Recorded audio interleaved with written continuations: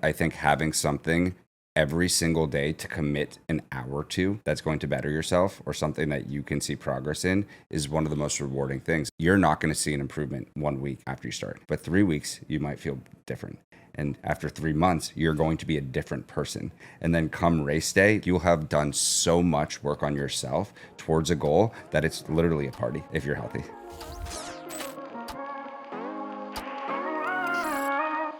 Tyler Swartz is the founder and CEO of Endorphins, one of the fastest growing running communities in the United States. Previously, Tyler was a principal investor at AlphaMiner and the director of product at LEX, a commercial real estate marketplace based in New York City. In this episode, we cover how running completely shaped Tyler's life, why more brands are being built out of tight-knit communities, and his own transition from investor to founder. Welcome back to episode 11 of the Turning Pro podcast. We have Tyler Swartz from Endorphins with us today. Thanks for joining, Tyler. I'm pumped. Let's get it. So I want to start at an interesting place with this episode. I met Tyler a few months ago before Endorphins really existed. I actually got introduced to Tyler and we did a content thing together, unrelated to the podcast, unrelated to Endorphins. And correct me if I'm wrong, Tyler, but when we did this activity together, which will eventually be out on YouTube, you texted Ryan and I after, and you were my roommate. And Tyler was basically like, I was so inspired by what you guys did. Like, this is awesome. I love creating content. I still haven't released a piece of content yet to date. And Tyler, from that moment on, has just like blown up on social media and like has built this massive community. And it has been so cool for me to watch because he participated in a piece of content that I was producing before he actually created his own thing.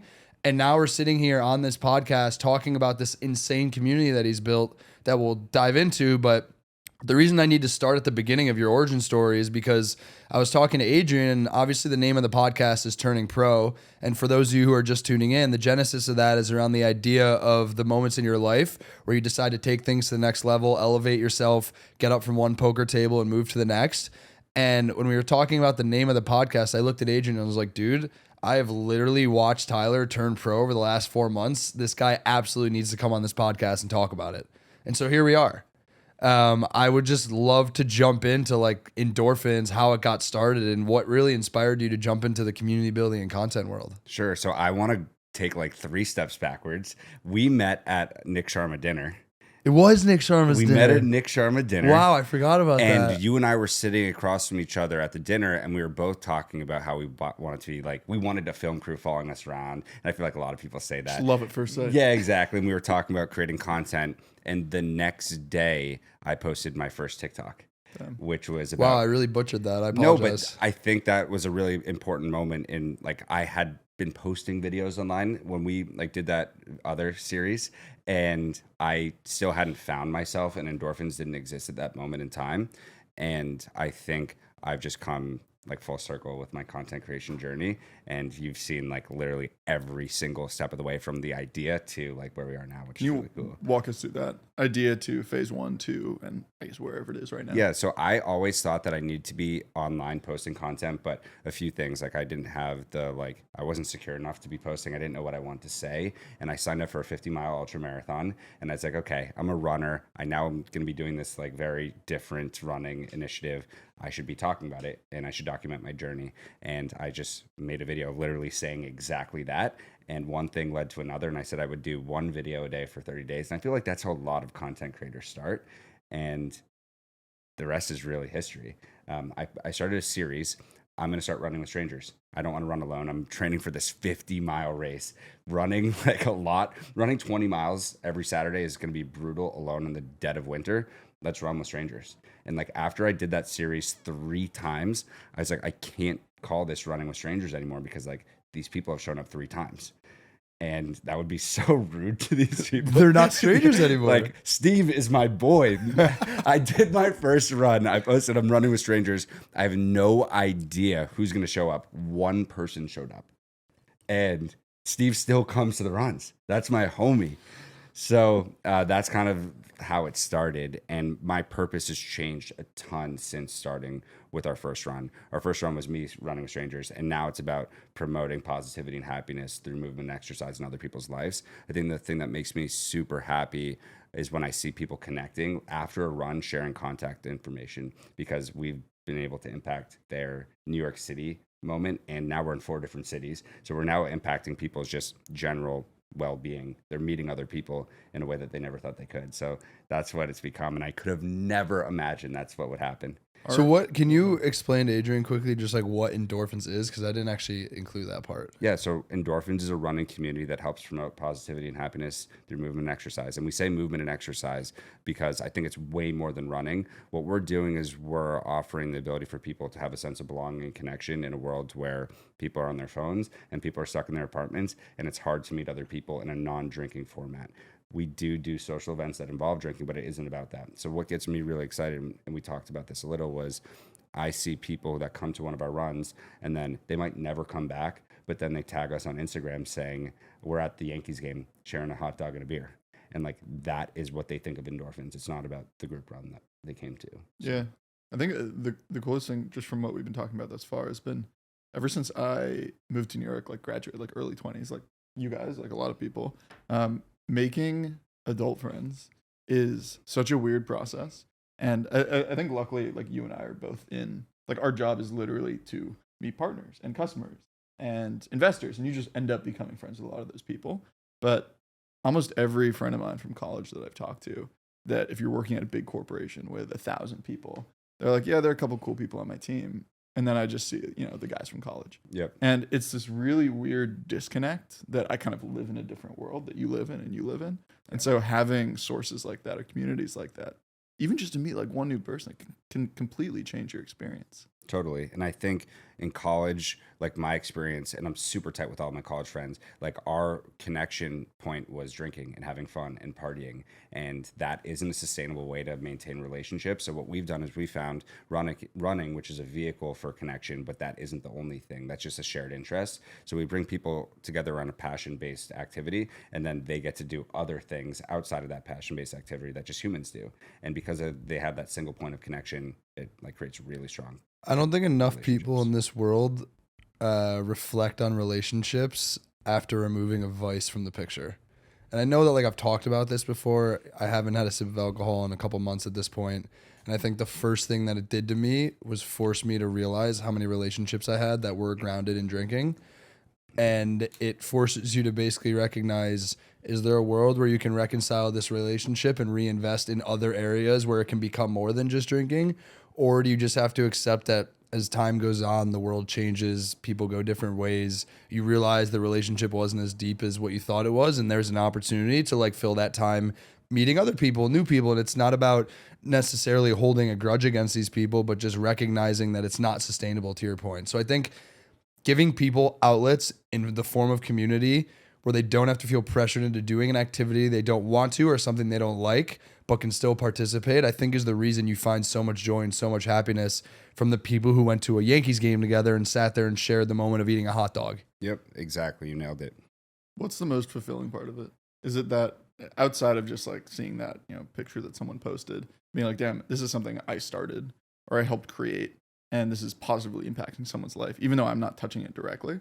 But on a daily, weekly basis, when you're organizing runs, when you're bringing people together, what's fulfilling about like that part that, maybe it's texting and organizing and logistics like that. That's not always the most fun part, I'm sure. Yeah. So it's funny. Ben introduced me as the founder of Endorphins. I like hate that term for what I'm doing. And like I reference that right now because you said, is it because I started it? I don't feel any ego attached to what we're doing. Okay, I'm gonna interrupt and change the title because I think this will be the right one. The community lead. I don't like that one either. Damn it. But so that's a word that I use, but like I just like the word organizer because what I'm doing is facilitating these connections, but I actually don't make any decisions on behalf of the group. What we do is every single week on Tuesday, we post a Google form and we say, what should we do next? And the community decides.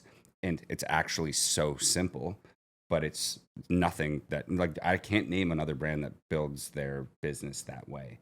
It's a lot of failed NFT projects. Exactly. And we were talking about Web3, like I was coming from a consumer Web3 background at my previous job. So I took some of the learnings there. Like we literally just asked the community. So this has nothing to do with like, I don't know what's going to happen next. We ask the group and they decide. And because they have a say in what's happening, everyone feels inclined to participate. And it's just created a really strong sense of belonging in our group. The beautiful part about that, though, and we see this, I think it's just more talked about now, is just the notion of community and how strong that is, and how that really is the stranglehold in so many situations. You look at some of the biggest creators in the world, I think are great anecdotes.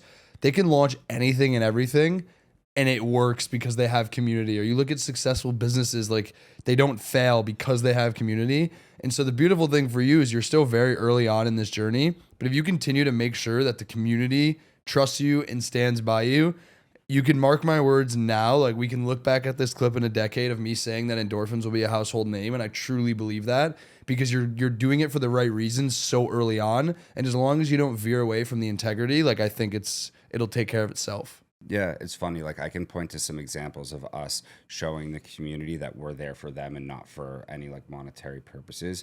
Like, we hosted a happy hour, and in our community vote, we said, how should we pay for this? Should we sell tickets? Should we try and get a sponsor? Should we do donations? And we ended up doing Venmo donations. And I think the event raised $1,800 from our group. Everyone chipped in whatever amount that they could, and we spent, I think, $1,600. And after that event, I posted in our weekly update, we have $250 left over. What should we do with it? It's $250. That isn't doing anything for anyone, but the fact that we can show our community, hey, we're going to take money from you, and then we're going to invest it back into the group, and we're going to be transparent. I sent a picture of my bank statement to the group, so they saw that. We're not hiding anything. It did include that I went to the Russian bathhouse, which is another story, but recovery. It was for recovery. And Sure. yeah, exactly. And it just goes to show, like, we're not trying to take from anyone. Like, we're really just trying to provide, and give value to people. And like, that's what it's truly rooted in. And I think because of that, people are super bought in, because they know that we're super transparent. Every single community vote, we post the answers. Like, there's no hiding. Yeah. For you as an individual, I mean, going from what we were talking about before, you were an inventor, you were an engineer before, and everything we've talked about this far, you're organizing events. We use that term. You're building a brand, right? That's filled with not only fulfillment, but a lot of excitement, it seems, for you. And you're creating content. Those are three like activities that are very difficult, by the way, that you weren't doing a year ago, 2 years ago, 3 years ago. How have you had to carry yourself differently, surround yourself by different people that inspires you to do those things? Yeah, that's a really strong question. I think I've been doing these things in different aspects of my life, but they all haven't been geared towards one single purpose. So, like, for example, when I was a software engineer, I was super active in the fintech Twitter space. And I was tweeting, and I grew a following there, and it was hilarious, but I wasn't building for myself. Like, I can even take a further step back. Like, the way I envision building community in this day and age is you need experiences, you need a community that can fuel those experiences, and then you need a product on the other side. And I think, like, right now, our product is going to be a marathon training program, and our experiences are the group runs, and we have a community that's fueling both.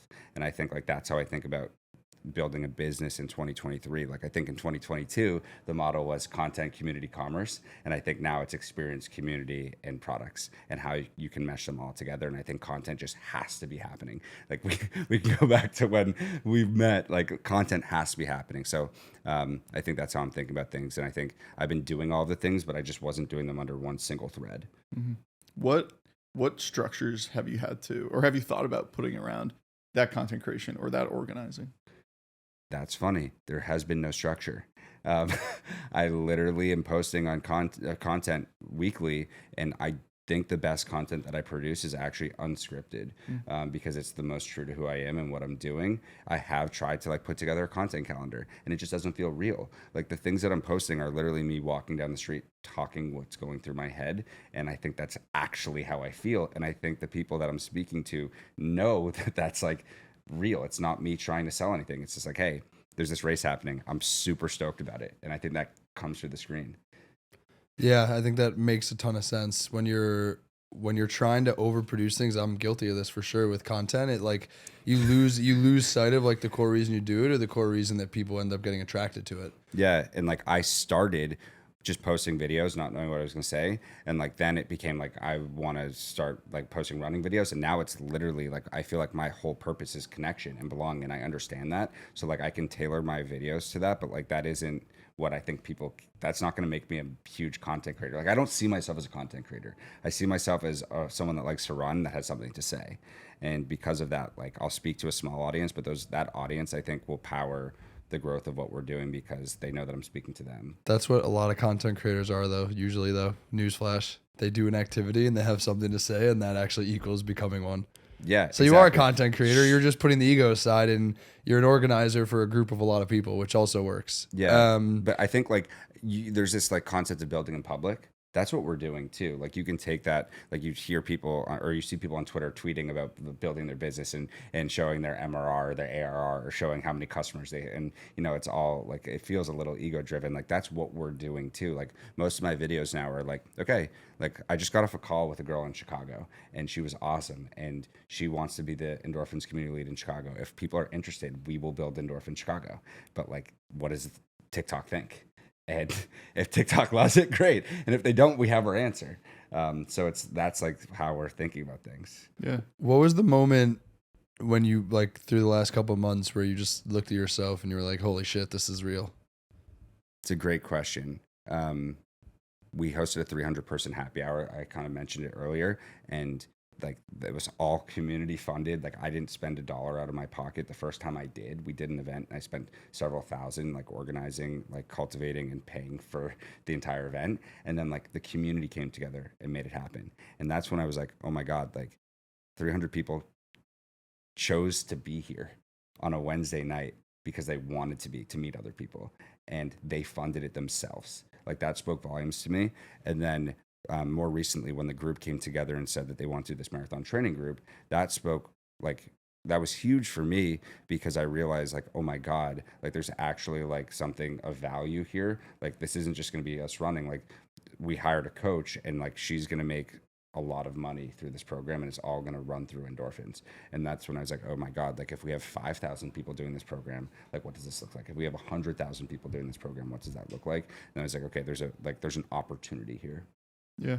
Why do you think a lot of brands today, I'd say every other running brand in the world, are being built from a top-down approach of like, there's so many brands that I've heard of that raise $10 million and then they're like, maybe we organize some run clubs or something like that? Yeah, I don't think it's just like running brands. I think it's all brands. Like find a consumer-facing brand that starts with the community. Like we have a larger Strava group than most running companies. Oh, really? Wow. That's crazy. I think that's crazy because, I mean, not that you're going to do this, but like this to me is one of those things where it's lightning in a bottle and there's going to be a massive running company who's like, we have to buy this. Like we can't let this thing run crazy, like buzzing in our ear anymore. Yeah. And like, I think that's such a real possibility. Yeah. I was just reading about this, a little bit of a tangent, but like I know a kid who started a dating app called Official. And the concept of it was not bringing together people, but like strengthening existing relationships, like giving you things to do and ways to like continue to build together. And like he went from idea to acquisition of Bumble in like under a year and a half. it's crazy. Is that the recent Bumble acquisition? Yeah, it was official. This kid is Zach. It just for friends?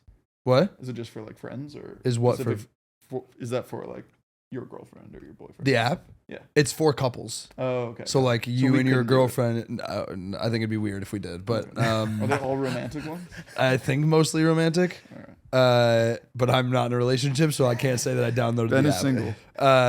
But no, I say that because there are these opportunistic moments where you just like find a hole and you just go and there's lightning in a bottle and one of these bigger players, it's like, we need this now. And I call me crazy, but I feel like Endorphins is kind of on that path right now. Yeah. And that is exciting, but like, I don't know if that would bring me personal happiness. And I don't know if that's what I'd want to do. Yeah. And the beautiful part is that you don't have to make that decision right now. Yeah. And like, we're not building with that intention, which is the best part. Like, 100%. So we use two emojis in the way that we operate. We use a lightning bolt. You beat me emoji. to it. It was on my list of topics we had to get to. So we use the lightning bolt emoji and the heart emoji. And what we like to say is that when you align your energy, which is the lightning bolt, with your heart, which is the heart emoji, like good things will happen. You experience the endorphins. Like our energy and our heart are fully aligned here. Like I love to run and it's my passion. Like I'm devoting all of my energy into what I love to do. Like I think only good things can happen from that. And that's why I'm super excited. That's why I think why like my excitement resonates with. Dude, he literally just like when you talk to him, you see the smile on his Lighten up. You see the Smile smile come out of nowhere. But it's all the time. Like he's literally just a smile. Look at the camera. Like he's just smiling on his face when he talks about running. I'll FaceTime him randomly throughout the day when I just like had a bad call or something. I'm like, I just need Tyler's energy for 10 seconds. But it has nothing to do with running. No, not at all. It's just the infectious energy. But like, in order to be someone who's what was the word we used? Moderator, organizer. To be the organizer of like a community, the one thing that is top down is your energy and your attitude. Yeah. Because if people, that's the thing that people are taking from you. And so if you're not always on, always positive, always smiling, for sure there's moments where you're like, I'm exhausted, but you're still showing up for everyone because you can't like give off that bad energy because that will just have a ripple effect. That is like the one thing about you that I think is so admirable when trying to run a community is like you show up all the freaking time. Yeah, but I think like we talked about like what it would look like for a big running company to acquire Endorphins, which is a hilarious thing to think about. Like what I'm thinking about actively is how I can fade away. Like how can we get this to a point of this will operate without Tyler? If that can happen, Endorphins will live forever. And that's what I really want. How many businesses do you know that are talking about the concept of legacy like 2.5 months into starting? It's fucking It's crazy. the coolest thing ever. Yeah. Have you no, I'm not going to talk about Shoe Dog. We'll talk about that later. Yeah, I'm a big Nike person, and I've read it, cool. obviously. We can talk about it. So it's actually funny. I was running the Tokyo Marathon earlier this year, and I was reading Shoe Dog at the same time, and a lot of Nike's roots are based off of Japan. His first trip, right? Exactly. Yeah. And then all their factory relationship, like Japan plays a huge role in Nike's upbringing, and it's just so funny to see how Phil Knight built that business.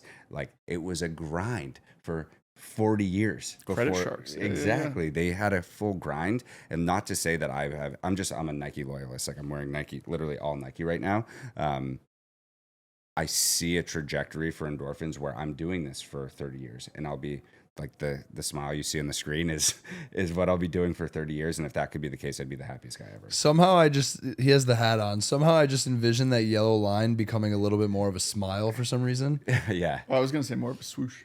Yeah. Well, go. I think it's just like something about taking like a picture of Tyler's face and taking the exact curvature of his smile and like integrating that into the Endorphins logo. Yeah, but then again, that would be too much about me. Can I? You both have run marathons, yeah? Yeah. I can't believe I could say yes to that question. And we were talking through that whole thing, which is also hilarious. Yeah, Tyler was someone that I was talking to. I was like, dude, I signed up for a marathon. I'm doing it, but I've never run more than 5 miles in my life. I want to run with this for a second, Yeah. no pun intended. So like that's something that we offer to people in Endorphins right now. Most people, when they start their running journey, have no outlets or don't know anyone when it comes to the first thing to running a marathon. And we have a virtual community right now that is almost like Reddit, where people can come and be seen and heard and talk to other people about what running watch should I get? Like what running shoes should I wear on race day? Like what gels should I be consuming? And like it's become a like hyper engaged group of people educating each other. And we have people in all different cities helping each other learn how to become a better runner. So like I've built that because of the conversations that we've had. I think one of the biggest misconceptions is you see people, you just like drive by the West Side Highway and you see people running. You're like, oh, you put on a pair of running shoes and just start moving one foot after the other, and all of a sudden you're running. And then you try and think about a marathon, all the thoughts that actually go into it. Like you already named a couple of them, but it's like, what shoes should I wear? I didn't know that you can go to like a store where they're going to measure and scan your foot and tell you like you have a wide foot, so you should wear this shoe, and you need to go one size up and you should wear these socks because your feet are going to get swollen, and like you need to figure out which gels work for your digestive system, and like here are the different watches, and like here's the one you should wear, and make sure you wear waterproof. And I'm like, all I wanted to do was just run. Like I didn't even realize this. And that was the moment for me in the journey of it, when I was like, wow, there's a lot more that goes into this than I thought. And so that was also part of the foresight that I had in understanding the value that Endorphins brings to a broader community. Because I was fortunate enough that I had a lot of friends around me who had run marathons, or, you know, I'm just like big into fitness, so I just know people in that world. There's so many people who don't, who were looking for this outlet to get connected to other people who wanted to do this for the first time.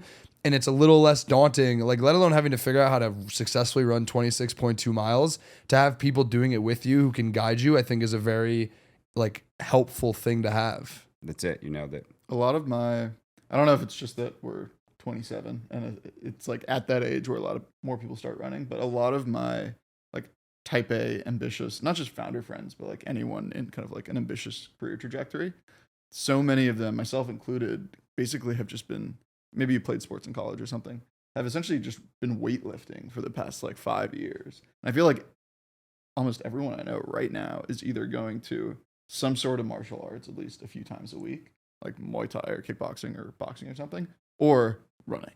And it's like one or the other or both of them. Is that something that you feel? I don't know if it's just like my age or our age, or this broader shift of like moving away from heavy lifting or more traditional types of quote workouts. Yeah, what I've noticed is the pandemic like really hard launched running into like the general like wellness person's appetite.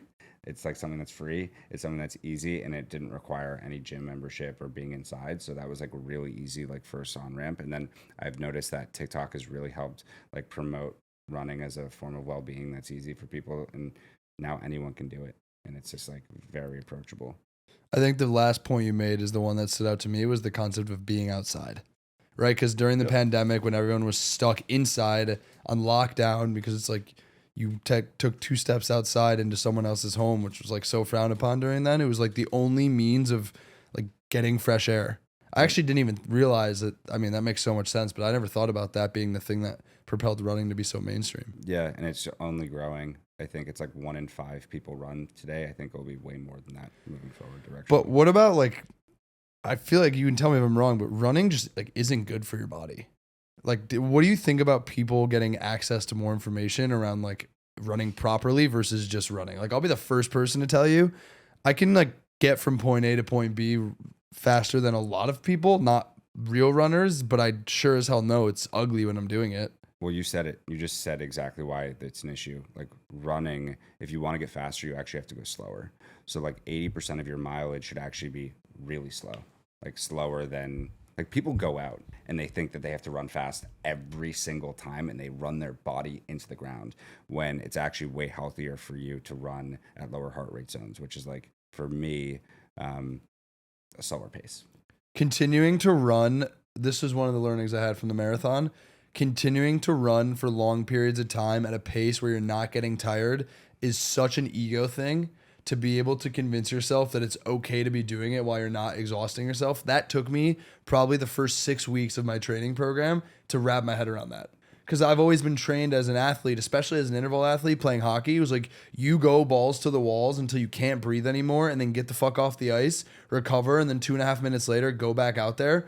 But the fact that you're going to be doing something for 4 hours for some people, like, you need to be able to pace yourself. And the concept of pacing seems easy until you're someone with an ego who tries it for the first time. It's really freaking hard. Yeah, if you want to go longer distances, you can't run fast, and you have to slow down.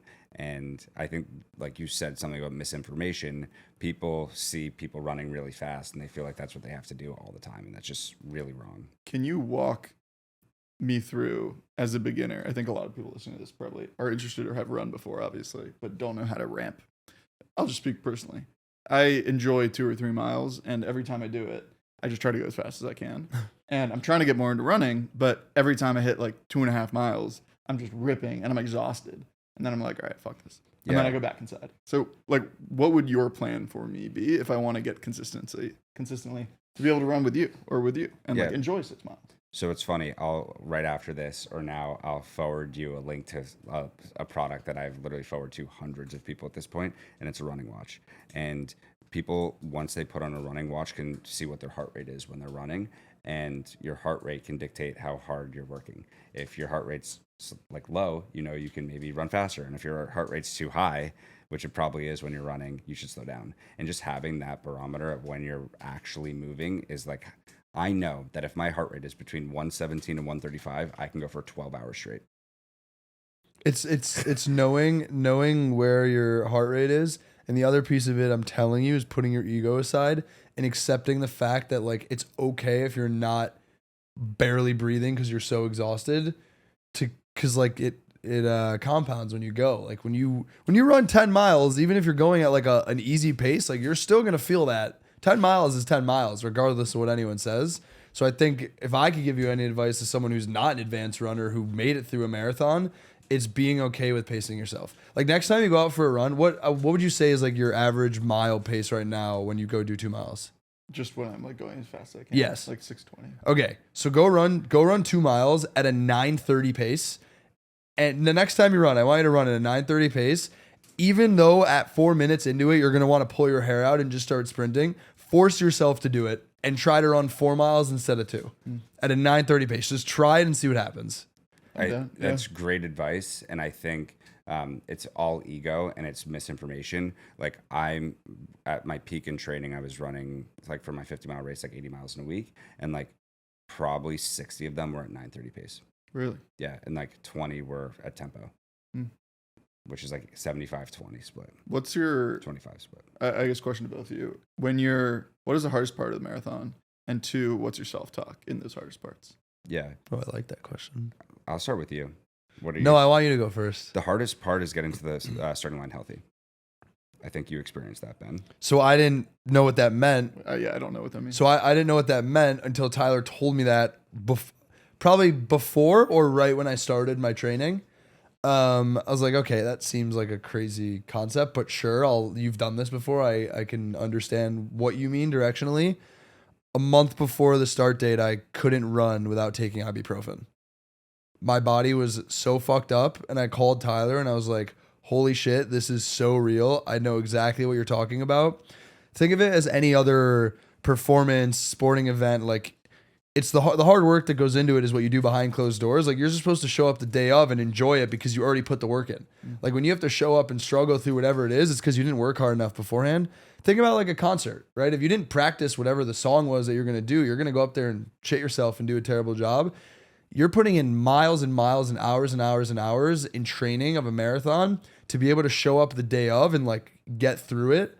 And I pushed myself a little bit too far, and there was days I couldn't walk, and the other, when I went to get it looked at, there's a place that I went to in New York. What happened? I went to this place called Complete Wellness, which they're great. And I went there and I got x-rays done. I did the whole thing. And the doctor actually looked at me and was like, I'll give you my advice and then I'll talk about option 2, because knowing you, because we knew each other previously, I know what you're going to say to option 1. His advice was like, if I were you, I would stop running now and I wouldn't finish with the marathon. But I interrupted him immediately. I was like, not an option, because I told myself I need to run at least 1 marathon in my life. And there's no shot that I'm getting through like 85% of training and then pulling out. Like, I'm just going to will my way through this regardless of the repercussions. But essentially what was happening was, because I was running incorrectly with every single step that I was taking, and one part of your body starts to hurt, you start to overcompensate somewhere else in your body. So like, I was having problems in my shin, and then I was having problems, my shin on my right leg and my hip on my left leg. So it's even worse. Typically, like if you get shin splints in both legs, it's usually like something in conjunction that's happening. But when you only get shin splints in one foot and pain in the other hip, it's like you're compensating somewhere and the other thing is falling apart. And it was also that in tandem with the fact that like my hips are not great from 20 years of hockey, because like skating really wears and tears your labrums. But it got to a point where, to Tyler's point about let's just get you healthy to the starting line, for the next month I was doing rehab. I really didn't run that many more miles. It was just like, what are all the things that I can do just to give myself a chance the day of? And I was able to get through it, but those 3 weeks before, it was pretty miserable. Just like physically painful. Yeah, like getting up in the morning and like struggling to get out of bed, honestly. Really? As crazy as it sounds, yeah. Yeah, I think I've run a handful of marathons, and I would say the majority of them I've been injured during my training cycle. Like, I'm really injured right now and I'm not running. And I think that also speaks to like the fact that when we go out and we're not a runner, like we go out and run really fast every single time. And that's why like you need to you need to change how you approach running, or else you will be injured for the race. And like, I think that leads to your next question, which is what happens when you do want to run a marathon. What's the hardest part? During the race, it's like you're going to feel a lot of pain, especially if it's your first time, if you didn't train the right way. And they say the first 10 miles, you should run at a little slower than your goal pace. The second 10 miles, you should run a little faster than your goal pace. And the last 10K, you should give everything you fucking got. And that's really what it is, because you are going to be grinding and you'll go through a roller coaster of emotions. You'll be on a high, you'll be on a low, you'll be excited, you'll be anxious, you'll be nervous, you'll be hurting, you'll be in a dark place. And like, you have to be able to acknowledge all of those emotions and proceed.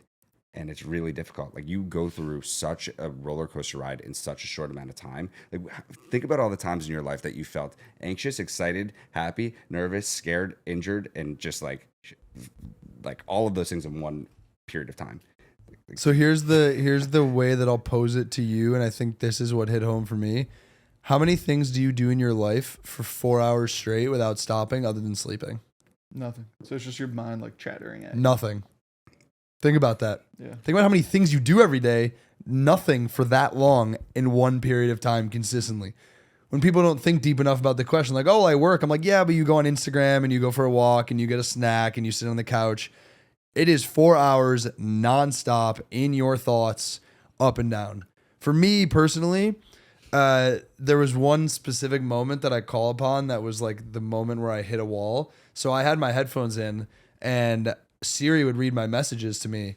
And it was actually really helpful because I would have friends who were texting me like, hey, keep going, like you're doing great. And as crazy as it sounds, those moments of like confidence were really good for me. There was one moment my family was there and I saw them 3 times throughout the race, the New York City Marathon. And my mom would basically just tell me like, here's where we are. So just look out for us when you're coming because it's a long race. And there was one moment I was running down 5th Ave and I think I was at around 120th Street or something. And I was in a really good rhythm. I was in a flow state. Like I was doing very well mentally. And this was pretty late in the race at this point. And I got a Siri goes on the headset and goes, you've received a text message from your mom. And she goes, hi, buddy. We're on 56 in Park or something. And I looked up at the street sign and I was at like 120th. And I was like, oh my fuck.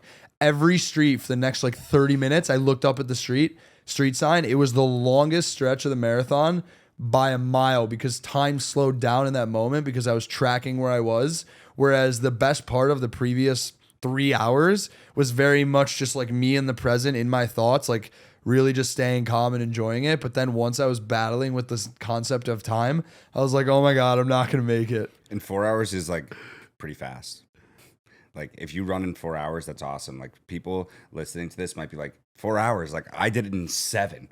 So I did 406. Feels fast. I don't even. I did 406. It was my first time ever running a marathon. My goal was to do 4 hours. I'm not going to sit here and make excuses. I do know that really like it was day. Strava put out a report after the marathon last year that it was 11 minutes slower than the previous year and the average marathon pace for that marathon because the conditions were so poor. It was bad. It was just really hot. It was really humid, dude. People were dropping like flies. Yeah. It was crazy. What happened? Did people literally pass out? Yeah, people passed out. I would be running next to someone and they would just like grab their hamstring and fall over. In addition to like, it was like I ran. Was on the course. I ran with 2 friends. I feel remiss to not tell this story. I ran with 2 friends and we were running together. And on mile 4, one of them stopped to take a shit, and I waited for like 5 minutes. And after that, I was like, I can't wait anymore. And then at like mile 10, I was like, I'll see you guys at the end. Do people just cramp up and like? Yeah, no one was hydrated enough. I also want to just say like 4 hours. Like I don't like to talk about pace when I talk about. Yeah, running. let me take this back for a second. Like I'm not a runner. I'm not sitting here saying it's a good time or a bad time. It's just the objective time I got. I was just me competing with myself. But I have way more respect for people who can run 10 marathons, even a little bit slower than that. It was just the competitive part of me, like setting a goal for myself and working towards it, which, by the way, I failed my goal. My goal was 4 hours. I did like 4:06 and 29 seconds or something. So the time is definitely not like anything, not relevant at all. Yeah.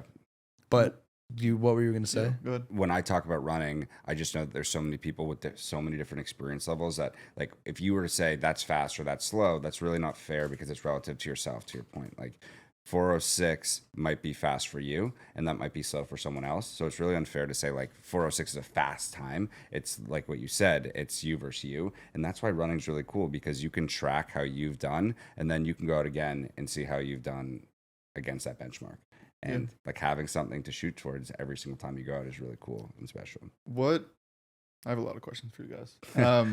As you can tell, first question, when the same way launching, as we're all doing right now, launching and growing a community, a company, a brand, whatever you want to call it, once you've done it, or creating content, once you've done it, it changes you as a person. And it bleeds into other interactions. Like the confidence I have of having launched a company and have it do well, and have a team and lead that team, it changes the way I interact with you every single interaction in a day. You become more confident.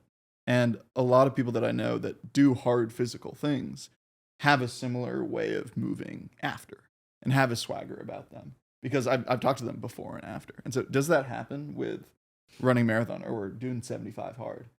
How has it changed you as people, and how you interact with me and interact with people before and after? Yeah, I think that's a great question. So 2 weeks ago, I ran a 50-mile race.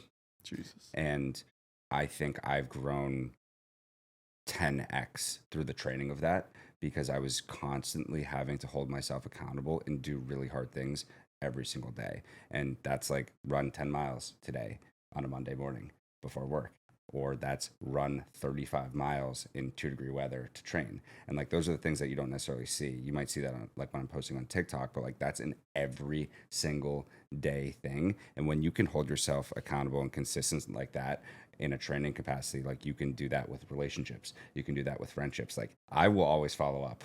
Like I'm always there. Ben, you might know this about me. Like you probably get at 6 a.m. like I'm journaling, reflecting, and sending off texts. And like I think that's created a process for who I am as a being that's transcended running. And I think that's like really, really special. And I think I can definitely attribute that back to my training, which has been interesting. I think for me, it was a unique moment for me, because I would say that it was the first time post my hockey career where I was really searching for, like, there was kind of this void where I devoted so much time and dedication and sacrifice and energy into like one thing, and you actually were able to like quantify the results. And then once that was over, I just felt like I had all this pent up energy and desire to like do another thing. And it was more so, how can I do something outside of like my daily work life, which is like building a company. And so for me, the marathon was that challenge for me, despite the fact that I was never a runner. I knew how hard it was. I knew the sacrifices that I had to make going into it. For 3 months of my life, when I went into this training program, when I like stopped drinking, I was basically, everything I was doing was catered to this program. It was running 4 days a week. It was like this many miles these days of the week, and it was nothing that was going to get in my way. And it was hard. It was fucking hard. Like, you sacrifice so much to do it. And I think the thing that I got out of it once I finished it was how much fulfillment I got and how much energy I got from the actual journey of like doing hard things. Right? Like right now I'm doing a lot of different things, and I'm more fulfilled than I ever was, because I think I've fallen in love with being able to see results of incremental improvements every single day. The thing that I believe now more than ever is truly that like your daily actions compound. Like, a lot of people lose sight of the fact that like doing the right things day after day matter. And I think the marathon training was that moment for me. And so now if I don't see progress in a day or two, I don't lose sight of remembering what I saw after 3 months. And it forces me now to stay the course with anything new that I'm trying, to just trust if I stay consistent and work hard that it will get to where I want it to go. Yeah. Do you think that's why a lot of people gravitate over time maybe to running, especially like former athletes, because you can very easily measure yourself up against how you did yesterday. Like even we've talked about this with boxing or Muay Thai or stuff. Like week over week, maybe my technique's better, but like I'm not training for a fight, like I can't, there's no goal that I'm building towards, where I'm really tempted and I'm really personally interested by running, because I'm like, I could just go sign up for 5K and that's going to be in 3 weeks. And I can measure myself and then do it the next one. Yeah. Well, I think you can measure yourself in Muay Thai or any other thing. Like you can measure things that are qualitative, not quantitative. I think I do think it's probably the easiest form of like fitness when you're trying to recalibrate, in a sense that you want to track quantitative progress. Yeah. I think running is probably one of the easiest ways to do it. Because like with boxing, there are ways to do it qualitatively, but it takes a lot more thought and it's a lot harder to actually track. Whereas with running, it's like, okay, I'm going to run a mile every single day. And day 1 was a 9-minute mile. And maybe by day 30, I'm doing like 7-minute miles, and you can actually see the reward there. Yeah. That's at least why I'm tempted by it. Yeah, I think that's directionally fair. I would say for me, I wasn't so much tracking time, more so than it was like a goal that I was working towards. Because the other part with like the boxing piece, we're not training for a fight. So when you're doing it every day, it's a lifestyle thing. There's not an end result. Whereas for me with the marathon, it was like I'm training to be able to successfully run 26.2 miles, which I was able to do. So I think having a goal maybe was my why, but I can understand what you're looking for in running. Yeah. I mean, I think it's in life. If you played college sports, like your goal might be to win the championship, right? But like in life, like you have professional goals. Many don't have personal goals. Most Don't have personal goals. 99%. And I think having something every single day to commit an hour to that's going to better yourself or something that you can see progress in is one of the most rewarding things. And that's why, like, when we talk about marathon training, you're not going to see an improvement 1 week after you start. But 3 weeks, you might feel different. And after 3 months, you're going to be a different person. And then come race day, like you'll have done so much work on yourself towards a goal that it's literally a party if you're healthy. What are the feelings immediately after a race when you step over the line of a 50 miler? When's the next one? Really? So the last 5 miles of my 50-mile race, me and my friend Kerry Clark, who's another TikTok creator, we're literally talking about we need to sign up for another race during this race, or else we're gonna feel some of like you were kind of talking about. So I'm gonna just tell you that what was the exact question? It was what's the feeling after the race? The minute that you step over The line. feeling after the race, the minute you step over the line, you recognize if you're a serial runner or just someone who wanted to do a marathon. Yes. Because I did not finish that race with the thought of like, when is the next marathon? I was like, holy fuck, get me a nice tub and put the Bills game on. And I just need to sit down for a minute. I'm so glad this is finally over. Despite it was rewarding and it was cool, but I did not, honestly, like being completely transparent, I did not walk away from that like, oh my God, I can't wait to wake up tomorrow and run. It was like, I don't want to think about this for a while.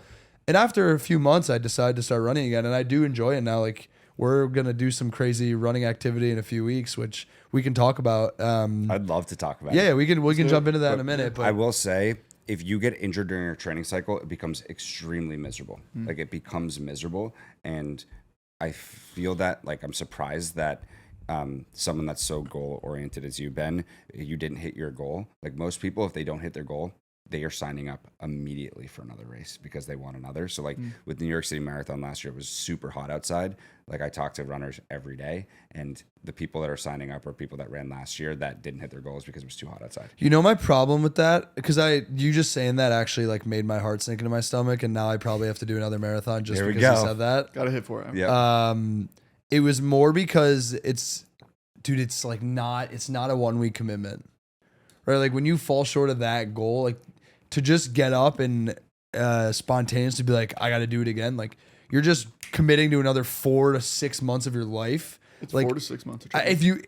I did 3 months, but I wouldn't recommend that to anyone because I never ran before. So you're touching on something that goes back to endorphins. Like I don't see endorphins as running. I see it as a way of life. If you can buy into the day-to-day of making training a priority or just running a priority for yourself, it doesn't feel like it's work. Like I'm going to go through a 4-month training block right now when I train for Chicago and New York City Marathon. And like, it doesn't feel like training because it feels like it's a lifestyle for me. And I think like once you can like flip the switch in your head of training isn't a chore, it's something that you should be grateful that you I do it with my friends. Yeah. Exactly. It's something that you should be grateful for because you're able to do it. You're healthy enough to do it. Then it doesn't feel like it's work. It feels like it's part of that lifestyle of like pushing yourself towards a goal. And like, if you can get to that mentality, you can flip the switch, then like it becomes fun. Yeah. Tell me more about, maybe this leads into what you guys are planning, but again, one of the reasons I'm so intrigued by it is sometimes after, like yesterday,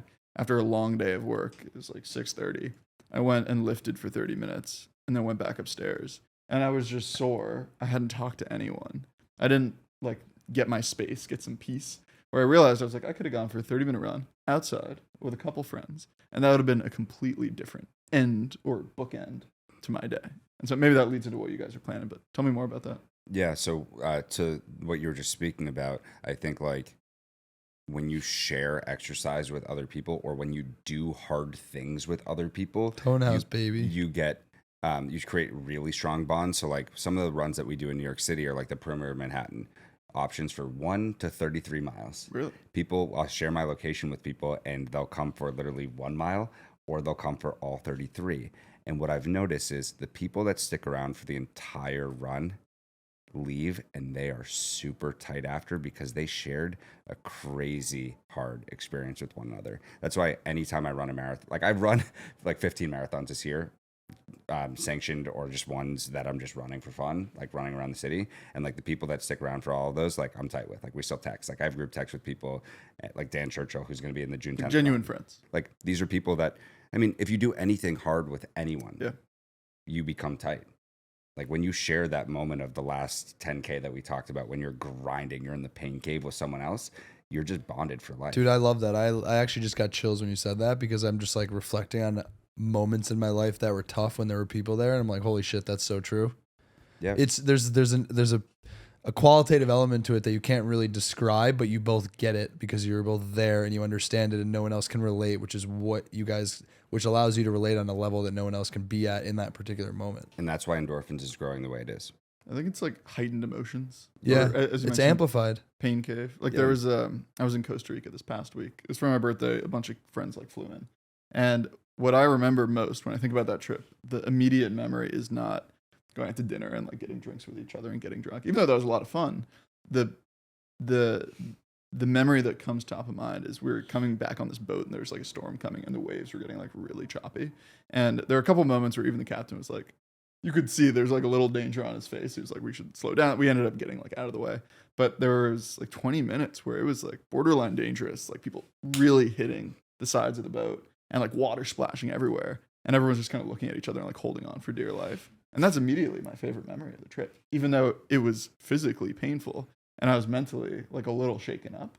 Still, that's my favorite time. I think like something that might be really relatable for anyone watching this is like pledging a fraternity, or like being like the freshman on the hockey team, right? Like you're going through getting shit on and kicked in the balls every single day, and you're doing that with other people. Like you can take that same approach and tie it towards running long distances or running 5 miles with other people. Like it just takes a mutual respect for people to show up and do hard things with one another, and you create those bonds that are like very strong. And no one else can relate. That's what makes it beautiful. Yeah. I think it should be live by now. So I think it's appropriate for us to talk about. I mean, you guys both know this, but I haven't spoken about this publicly, but I've been working on a vlog for probably the last year now, which has just been like a passion side project of mine. I think for me, I've always been someone who's always had to like scratch that itch, of like the creative side of me, just because it's like fun and I just always want to explore. And I had this concept for a vlog called Birthday Party, which I'm just explaining it for the people listening because obviously you both know what this is. But the concept of Birthday Party is around this idea that a lot of times on your birthday, people would just, blow out a candle and make a wish. And usually the wish is just something that's so unattainable, or it's like materialistic or unattainable, and it just kind of stays there in the ethos forever and they never actually go after it. And the other piece of it is that there's a lot of people who don't like celebrating their birthdays. And so this idea that I had was around the concept of having guests on the vlog, and every episode they blow out a candle and make a wish, and then we go do the wish with them. So basically our infrastructure as the Birthday Party vlog or the Birthday Party team serves as the forcing function to bring these things to life. And part of that for me was, number one, wanting to like see other people fulfilled and doing things they've always talked about wanting to do but never did. And the second one, selfishly for me, is like being able to do really cool things with really cool people. And we are doing an episode with Tyler on June 10th, which is way outside my comfort zone. But I'm really excited for it. I would say like to date, it's definitely the hardest production that we've put together. I've given you a little bit of information, Adrian, but like we have 2 executive producers that are co-producing it. We have like a full team of people who have been working on this for weeks. Really? So basically we're doing a 126-mile run from the lighthouse in Montauk to Times Square. And it's going to be 2 teams of 7, 8. Ryan and I, my roommate, are the co-hosts, but we're like kind of just plugged in there, where there's 2 teams of 7, all predominantly running creators. Each team in an RV, and it's going to be a relay run. The rule is basically just one person has to be running at all times, and it's the first one back to Times Square wins. It'll be like a 21 to 24 hour race. Starting at the lighthouse. Starting at the lighthouse in Montauk. Damn. Yeah. And so it's a bunch of running creators. Not necessarily. Not all of them. I would It's just say a bunch of friends. it's a honestly. lot of friends, but a lot of them are full-time running content creators, and we have a couple who are content creators who don't do running content, but are like hilarious people who do also happen to run. And then there's a couple of people who aren't creators, but they're like big runners.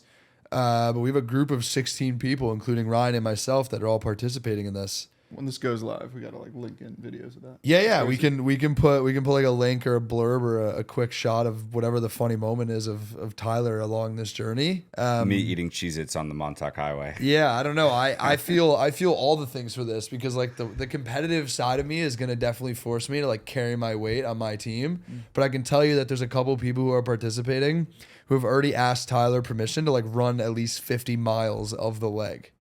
Yeah.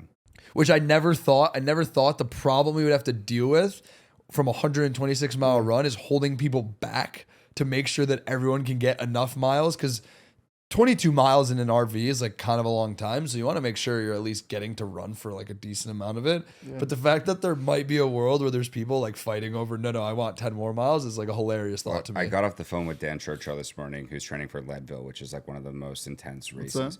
It's a 100+ mile run in Leadville, Colorado at altitude. You summit 2 peaks. You're going through the wilderness. It's like known as one of the toughest races in the U.S. That's like David Goggins shit. Yeah. Leadville. Yeah. Goggins, I believe, has run it. There's a few other of these like crazy ultra marathons. Like it's intense. And like when you're training for a race like that, you need to be putting up 50-mile runs here or there during your training cycle. So like Dan is running this race in August. He wants to run 62 miles of this race, half of the race. So I'm like, mate, if you want to come out, he's like, the Saturdays are so important. I need to be training. It's like coming out. There's 126 miles in RVs for you, and food and water and cameras. Like what else could you ask for? So he's pumped. That's fucking amazing. Yeah. You should also have Dan on this podcast. Yeah, definitely. I can't wait to meet him. Yeah, he's awesome. We gotta get more like fitness creators on. He's a chef. I randomly, that's the funniest Not a part. fitness creator, He's a not. chef. He's not a fitness creator. But oddly enough, I've like gotten connected with so many lately. So an episode that we shot a few weeks ago, we ran a 5K at the Circuit of the Americas track in Austin, which is where F1 takes place. Again, like I look back at why I started Birthday Party. I was like, I would never ever wake up one day and be like, I'm gonna figure out how I can run a 5K on an F1 track. Never would have been a thought, but like after doing it, I'm like, holy shit, that was so cool. So cool. Another one, actually, I'm gonna pull. I don't want to. We just booked one the other day, but I don't know if it will air yet before this goes. So I'll tell you guys Another offline. F1 But track? no. Another episode of something that someone proposed. I'm like, that is crazy. I had to Google what it was, but we're doing it. I can't wait to share with you guys, but I don't want to spill it yet on here. So I'm excited. One, I think we're probably coming up on time, but one question I had for both of you. Say in a month when I'm doing 6 miles or 7 miles or something, when my self-talk goes to, fuck, this is hard. What have you guys learned about managing that self-talk when it gets difficult, or when you're in pain or something really fucking hurts, or you're cramping and you say, let me just, like, I can finish this tomorrow, or I can pick this up in a week. What are you telling yourself? I think there's 2 different things. When I'm in pain, I have to really understand the moment that I'm in. So like, for example, there's been many times where I've been in pain when I'm training for these long distance runs, and I say, is this race day? Yes or no? If it's not, I have to be able to tell myself and acknowledge this moment isn't as important and I need to stay healthy. So I'll actually pull out. Really? And like, I think that's harder for many than actually continuing. I think like we live in a world today where toughness is perceived as fighting through pain. And I think if you really are mentally tough, you can understand the moment that you're in, and then you can make the right call for your body in that moment. And I think that self-talk is really, really difficult to train yourself in. So I would say that's the hardest thing for me. I think that's a much more mature response than the one I'm going to give you. And I think the difference is he approaches every situation knowing the longevity that he's aiming for in his running career. Whereas for me, I was very much like, get through the marathon at all costs. And like the bottom line is you have to put miles in order to be able to do it. So like if I was falling short at 6 miles every single time I ran, like there's no world where you just wake up and run 20. I mean, it's possible, but it won't end well if the most you did was 6 and then you try to do 26. For me, it was 2 things. The first one was remember why you started. And the second one was think about moments in your life where you actually were going through hardship. Like being tired or a little bit hurt when you're going through a run is not the worst thing you face in your life. And if it is, like more power to you. But like think about real adversity you've overcome. And for me, like I find peace in thinking about other situations that were harder that I did overcome that allowed me to like feel more at peace in the present with whatever the pain was that I felt. It's a good answer. I'd also say, so I spoke about when it's not race day. And then when it is race day, it's a whole different thing. You need to dig really fucking deep. So like I ran this 50-mile race and I went into it and I wasn't healthy. And I mentally, the whole way was like, okay, I was doing body scans the entire way saying, okay, left knee, good, right knee, good, left hip, good, right hip, good, like going through the whole thing. And for the last 10 miles, my knee was shot. And I basically had to tell myself, like, it's only 10 miles. So I think, like, what I mean when I say it's only 10 miles is, like, you can say, shit, I have 10 more miles to go. Or you can say, it's only 10 miles. Like, I've done that so many times. And if you can approach it with a positive mindset as opposed to this negative lens, like, it makes approaching really hard things easier. So that's how I'd approach it, like, in that pain cave moment. And I think that's how he approaches his life. And I think that's a beautiful place to end because that, to me, epitomizes endorphins as well. Yeah. Tyler, this was awesome, man. I appreciate you coming on. Take a look at that camera. Tell everyone where they can find you and what you're working on. At Swartz Center, all channels. And yeah, this was cool. Thanks for having me. What about Endorphins? Endorphins, community.endorphins.io. It's all on my like personal socials, but we have at Endorphins Running on Instagram as well. And we don't really post there. It's like only UGC. It's like if people want to post on their story about endorphins, great, we'll restory it. But that's really it. If someone wants to join Endorphins NYC, where do they go? West Side Highway, Monday morning, 7:15 in the morning, baby. Let's go. What pier? Pier 45. There you go. Yeah. Awesome. Thanks, Tyler.